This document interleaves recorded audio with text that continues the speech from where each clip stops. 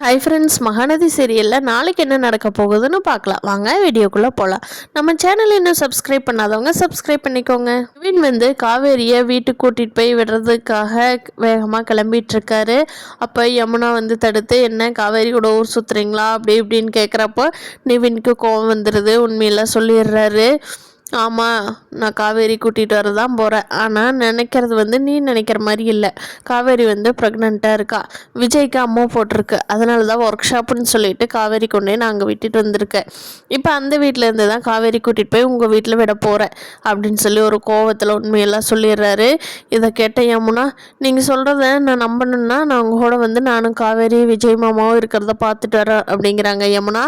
ஓகேவா போகலாம் அப்படின்னு சொல்லிட்டு கூட்டிகிட்டு போகிறாங்க. அங்கே போய் பார்த்த உடனே காவேரி யமுனாவை பார்த்துட்டு பயங்கர ஷாக் ஆகிடுறாங்க. அக்கா, இவர் எல்லாமே சொன்னார், நீ இங்கே தான் இருக்கியா இல்லையான்னு எனக்கு தான் டவுட்டாக இருந்தது, அதனால தான் வந்தேன் அப்படின்னு.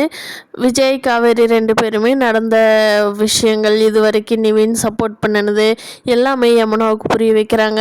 யமுனா வந்து நிவின்கிட்ட, சாரிங்க, உங்களை எவ்வளோ காயப்படுத்திட்டேன் நான், உங்களை புரிஞ்சுக்காம, நீங்களாவது எங்கிட்ட அப்போயே சொல்லியிருக்கலாம்ல.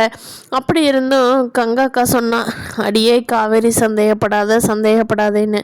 நான் தான் கேட்காம உங்களோட சண்டை கட்டினேன், சாரிங்க, நீ ரொம்ப மன்னிச்சிருங்க அப்படின்னு சொல்லி யமுனா வந்து நிவின் கிட்ட மன்னிப்பு கேட்குறாங்க. அதுக்கு நிவின், நீ இப்போவாது புரிஞ்சுக்கிட்டே, எனக்கு அது வரைக்கும் சந்தோஷம் அப்படிங்கிறாரு.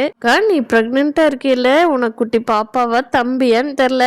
ஆமாம், கங்கா அக்காவுக்கு ஃபஸ்ட்டு வருமா, உனக்கு பேபி ஃபஸ்ட்டு வருமா அப்படின்னு சொல்லி யமுனா இப்போ குழந்தைத்தனமாக மாறி காவேரி குழந்தை கூட பேச ஆரம்பிச்சிட்டாங்க.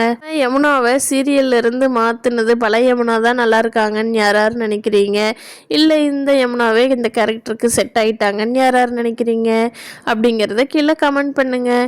இந்த வீடியோ பிடிச்சிருந்தா லைக் பண்ணிக்கோங்க. தேங்க்யூ.